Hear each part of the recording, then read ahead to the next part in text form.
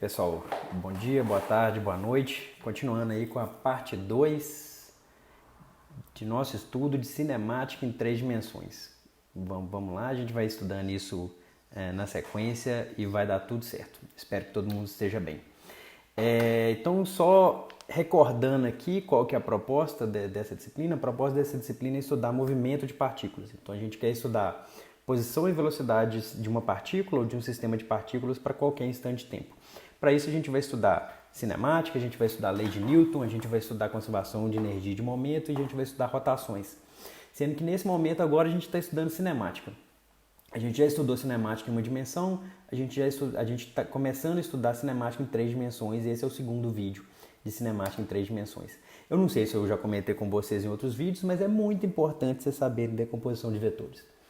Treinem decomposição de vetores. Eu estou colocando esse exemplo aqui, mas treinem vários exemplos de decomposição de vetores. Vai ser muito importante para essa disciplina e para outras disciplinas também, certo? Então, só recordando aqui, a gente começou falando de cálculo e umas noções de cálculo e sobre vetores. Eu acho que eu já comentei nesse vídeo, mas é para vocês treinarem decomposição de vetores, que isso é muito importante. A gente fala um pouquinho de tempo, de espaço, de posição.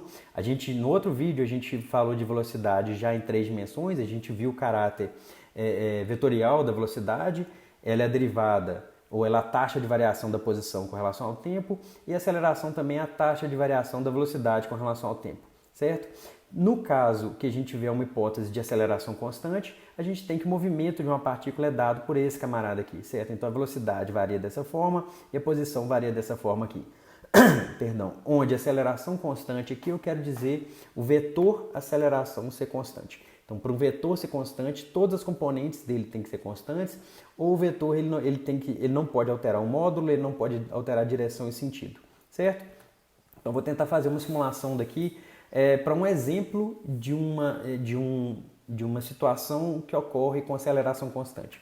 Então, um exemplo é esse aqui. Essa simulação foi tirada lá do PhET. Ela é gratuita. Não sei por que tem essa estátua com short aqui, sinceramente eu não sei. Mas a gente tem um canhão aqui, certo? Então tem um canhão, eu posso disparar esse canhão, eu posso alterar aqui a velocidade dele inicial. Então eu posso disparar esse canhão e eu posso alterar aqui o ângulo que ele vai sair, beleza? Então isso aqui acaba sendo um problema importante até para a gente treinar alguma coisa. Então eu posso disparar esse canhão e ver se eu vou acertar o alvo aqui. Para quem brincou de Angry Birds vai lembrar muito bem disso aqui. Aqui tem algumas funcionalidades. Eu posso colocar isso aqui para medir alguma parte, o tempo percorrido, a distância percorrida, a altura. Posso colocar isso aqui, eu posso usar aqui uma reguinha para calcular metro e distância, papapá. Vou deixar isso aqui para vocês brincarem. Eu não vou colocar a resistência do ar. Isso vai ser um problema que vai ficar para vocês trabalharem, o tipo de resistência do ar que eu vou colocar. E o que eu quero brincar com vocês aqui é com relação a essas componentes da velocidade dos vetores. Eu coloquei aqui só o vetor aceleração e eu quero que vocês observem a setinha amarela que vai aparecer, certo? A setinha amarela está ligada ao vetor aceleração desse movimento. Então, se eu clicar aqui, ó, vocês vão ver aqui, ó, essa setinha amarela aqui é a aceleração dessa bala de canhão que está viajando ali, certo? Vocês estão vendo que esse vetor não muda. Esse vetor aceleração é um vetor que ele tem o mesmo módulo, a mesma direção, ele está sempre apontando para baixo, certo? E o mesmo sentido, ele está sempre apontando para baixo, vertical para baixo, beleza? Se eu mudar aqui o ângulo, esse vetor vai continuar sendo do mesmo tamanho, apontando para baixo, vertical e para baixo. Então isso aqui vai ser sempre assim para esse tipo de movimento sem resistência do ar, certo? Então esse aqui é o que a gente chama de movimento de projéteis.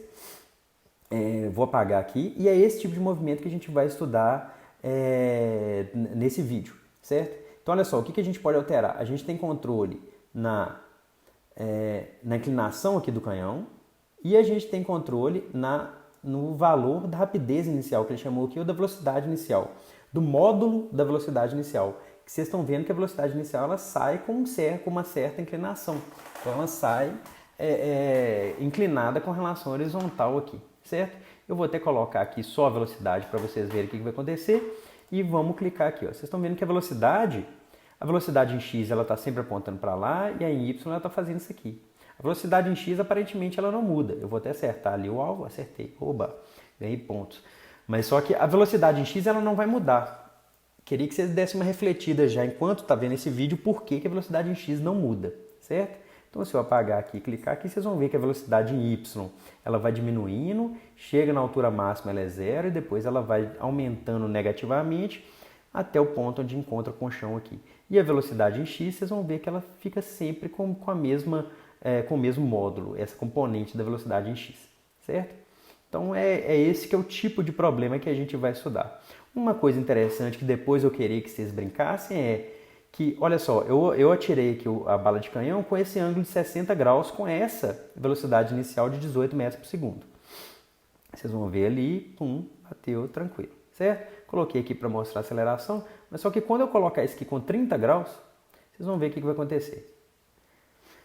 A bala de canhão vai vir aqui e vai acertar o mesmo ponto, certo? Então isso aqui, existe um jeito de mostrar isso matematicamente e eu vou deixar isso no final do vídeo para vocês calcularem. Beleza? Então esse aqui é o que a gente vai brincar hoje nesse vídeo aqui, que eu vou colocar aqui para vocês, certo? Então vou voltar aqui para a apresentação. Então qual que é a nossa situação? Nossa situação é essa aqui. Tem vários exercícios para vocês fazerem, mas eu vou colocar aqui nesse exemplo uma bala de canhão que está saindo aqui da origem, então a posição inicial dela é 0 e 0, é 0 em x, 0 em y, e a velocidade inicial vai ser dada por v0, fazendo esse ângulo θ aqui com horizontal. Então essa velocidade inicial ela tem uma componente x, ela tem uma componente y. Como vocês viram na simulação, a componente x ela está sempre constante aqui, certo? Nós vamos tentar mostrar isso durante esse vídeo. Essa distância r aqui é chamada de alcance, certo? É o alcance dessa partícula minha que está fazendo esse tipo de movimento. Aqui eu já coloquei que g aqui está para baixo, g aqui é a aceleração. Vocês lembram aquele vetor amarelo da simulação? É esse g aqui. Tá certo? Então esse g aqui, a aceleração, ela é sempre o mesmo módulo, apontando para baixo, vertical para baixo, certo? Então ela é constante, a aceleração é constante. Se a aceleração é constante, a gente vai poder utilizar aqueles estudos que a gente fez no outro vídeo, beleza? Eu coloquei aqui só um detalhe mais técnico, que esse movimento ele sempre ocorre num plano. Esse tipo de movimento de projéteis, para essa aceleração aqui, ela vai sempre ocorrer num plano. Então a gente vai sempre poder estudar esse movimento de projéteis para essa disciplina, acontecendo aqui, por exemplo, em x e y, certo? Então a gente sempre vai poder analisar esse movimento de projéteis em duas dimensões. Isso facilita porque ao invés de a gente ter lá 3 equações, x, y e z, a gente pode estudar só x, y. Beleza, tranquilo. Então meu problema é esse aqui, esse movimento de projéteis. Quais são as informações, quais são os dados iniciais do meu problema? Os dados iniciais são, a aceleração ela vale menos g na direção j chapéu, menos g na direção j chapéu está indicando isso aqui, ó, que está apontando vertical para baixo e tem esse valor de menos g, onde g eu estou assumindo aqui como sendo 9,8 metros por segundo ao quadrado, certo? G para mim, Léo, eu gosto de fazer assim, g vale 9,8 metros por segundo quadrado, então esse menos ele tem que entrar aqui na minha definição da minha aceleração, certo? Para esse exemplo que eu estou fazendo aqui, a posição inicial é 0 i mais 0j, então ele que sai da origem, e a velocidade inicial é esse camarada aqui. Como eu disse no início do vídeo, é muito importante vocês saberem decompor vetor. Então, essa velocidade inicial aqui em x, ela vale v0 cosseno de θ. Para esse caso, nunca decore que o cosseno de θ está ligado ao x. Nunca fique decorando isso. Olha para cada caso e estuda cada caso. Então, esse V0x ele vale V0 cosseno de θ e o V0y vale V0 seno de θ. Olha as unidades aqui, eu estou assumindo que elas estão corretas. Todas as unidades corretas. Beleza? Então, esses aqui são os dados iniciais do meu problema. Meu problema é estudar esse movimento. Estudar esse movimento significa que eu quero saber qual que é a posição e a velocidade da partícula para qualquer instante de tempo. Então, eu estou querendo saber qual que é a posição dela em x e y, qual que é a velocidade dela em x e y para qualquer instante de tempo. Então, vamos prosseguir aqui. Ó. Os dados iniciais ou as informações iniciais são essas. A aceleração vale menos g na direção j, a posição inicial sai da origem e a velocidade inicial é esse camarada aqui. O problema é esse. Então, o movimento deste exemplo aqui, ele possui aceleração somente em y e o movimento em x e y ele é desacoplado. Eu não tenho nada aqui misturando x com y, beleza? Então, a gente pode estudar só o movimento em x e depois estudar só o movimento em y. É isso que a gente vai fazer. Qual que é o movimento em x? Vocês estão vendo aqui que quando eu coloquei esses dados iniciais aqui, eu voltei aqui, eu coloquei aqui ó, a aceleração é um vetor, a posição inicial é um vetor, a velocidade inicial é um vetor, certo? Eu posso pegar esse vetor aqui e decompor ele nas componentes x e y. E aí eu vou pegar só o que é x, vou pegar só o que é y. Normalmente eu vou fazer dessa forma. Então olha só os dados aqui, para x, para o movimento em x, está escrito aqui, ó, Para o movimento em x eu tenho o quê? Que a aceleração em x é zero, a posição inicial é zero e a velocidade inicial em x vale v0 cosseno de θ, certo? Então, a pergunta inicial é, a aceleração em x é constante? Sim ou não? Sim, a aceleração em x é constante e vale zero. Zero é constante também. Então, se a aceleração é constante, vocês lembram da hipótese única que a gente tinha feito no outro vídeo? Se a aceleração é constante, eu posso utilizar aquelas equações lá. Inclusive, como aqui eu estou trabalhando só em x, eu posso estudar inclusive só em uma dimensão, aquelas equações para uma dimensão. Então, olha só, qual que é a velocidade dessa partícula em x? A velocidade, por conta desse fato aqui, que a aceleração em x ela é constante, a velocidade vale v0x mais axt. Só que quem é v0x? V0x é v0 cosseno de θ, está escrito aqui, ó. Quem que é ax? Ax é zero. Então a velocidade em x desse objeto vale v0 cosseno de θ. Vocês lembram lá da simulação que aparentava que a velocidade em x ela não mudava? Está escrito isso aqui, ó. A velocidade em x ela é constante. Por quê? Porque v0 é constante, θ é constante. Então a velocidade em x ela não muda. E ela não muda por quê? Porque a aceleração em x é zero. Se a aceleração em x é zero, a velocidade em x não vai mudar, certo? Agora vamos calcular a posição. A posição da partícula é dada por essa equaçãozinha aqui. Por quê? Porque a gente sabe que a aceleração é constante. Então a posição em x é dada por essa equação. Vamos reescrever aqui, ó. x0 é zero, está escrito aqui.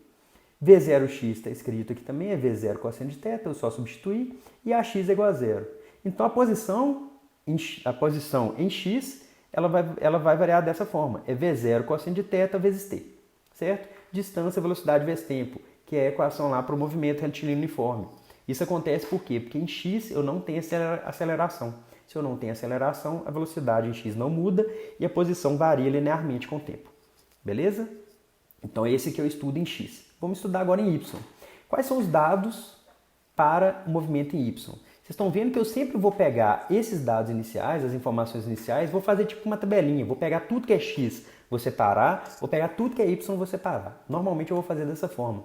Então em y eu tenho o quê? Os dados em y eles são o AY é menos G, certo? Tá escrito lá atrás, é só voltar o vídeo aí. O Y0 é zero, a posição inicial em Y é zero e a velocidade inicial em Y é V0 seno de θ. A gente já tinha calculado isso lá, certo? Então vamos lá. Se alguém tiver em dúvida por que eu coloquei que AY é igual a menos G, é só voltar aqui, ó. O vetor A é menos G na direção J chapéu.